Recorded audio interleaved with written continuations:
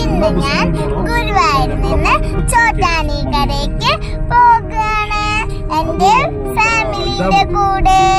എന്റെ വല്യച്ഛനെ കാണിച്ചു തരാം. ഹായ് പറയൂ വല്യച്ഛ. ഇതിന്റെ മാമയാണ് കേട്ടോ. ഇതിന്റെ റോഷല്യ വല്യമ്മ. ഇതിന്റെ അമ്മമ്മ. ഇതിന്റെ കുഞ്ഞാവാണ് അഭിനവ് നട്ടോ പേര്. ഇതിന്റെ അമ്മായി. ഇതിന്റെ ആരുഷി ചേച്ചി. ഇതിന്റെ അമ്മമ്മ. ഇതിന്റെ